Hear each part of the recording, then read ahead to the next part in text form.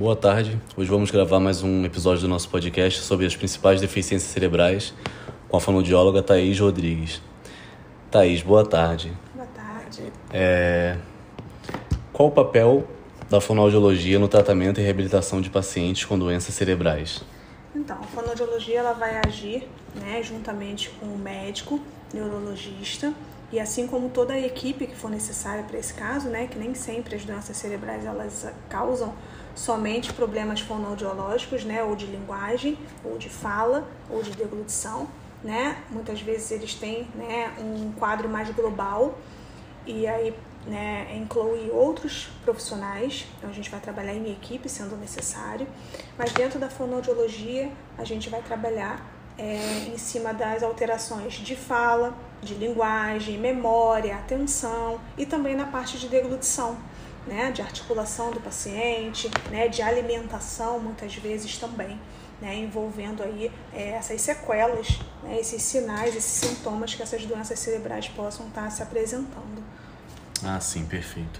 E quais são os sinais de alerta na comunicação e deglutição que familiares devem observar em pacientes com suspeita ou diagnóstico de uma doença cerebral?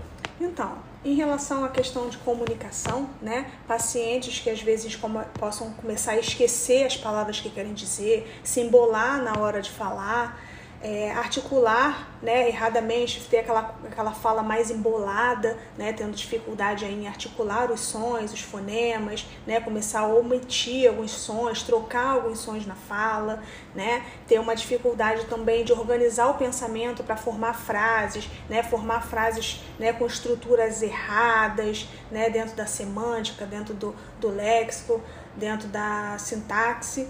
E também, em relação à parte de deglutição, em relação à parte de alimentação mesmo, pacientes que começam a engasgar, tossir bastante, quando se alimentam, ou até mesmo dentro da deglutição de saliva, pacientes que começam, as pessoas começam, se por suspeita ou diagnóstico de doença cerebral começa a babar, não dá conta da saliva, ou com uma boca mais seca, sem saliva, e aí tem dificuldade de engolir o alimento porque está com uma boca mais seca, ou porque tem a saliva suficiente, mas não consegue porque engasga, e tem essas dificuldades aí na parte de alimentação. Tá, e como a fonoaudiologia trabalha a estimulação cognitiva e o treinamento de memória em diferentes doenças neurológicas? Então, em relação à estimulação cognitiva, e o treinamento de memória, é através de exercícios, Nós temos exercícios que, principalmente exercícios mais funcionais,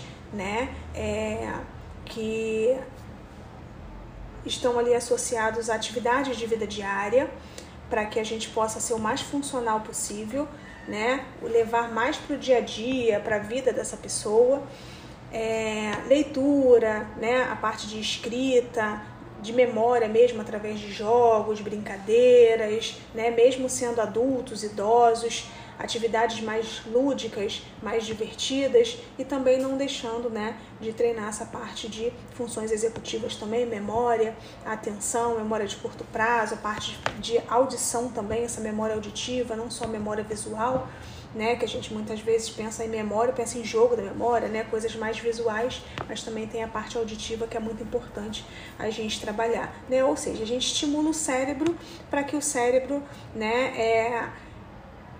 reative essas funções que muitas vezes estão alteradas ou estão se perdendo, para que a gente mantenha esse cérebro ativo, ou até mesmo refaça partes do cérebro através de novas ligações sinápticas através desses exercícios, dessas estimulações. Perfeito. E nesse caso, é possível a prevenção de sequelas na fala, linguagem e deglutição com a intervenção precoce da fonoaudiologia? Se sim, como isso pode ocorrer?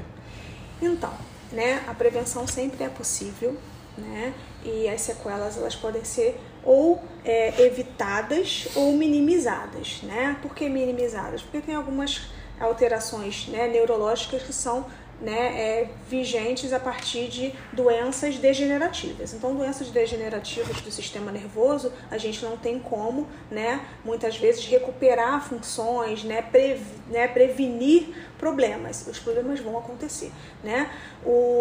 A estimulação cognitiva, o trabalho da fonoaudiologia, né, ela vem nesses casos muitas vezes para retardar o avanço da doença, a velocidade da doença, né? As estimulações vêm aí para poder, né, ajudar o cérebro a se manter mais ativos e evitar, né, perdas que já vão acontecer, né, de qualquer forma nesses casos.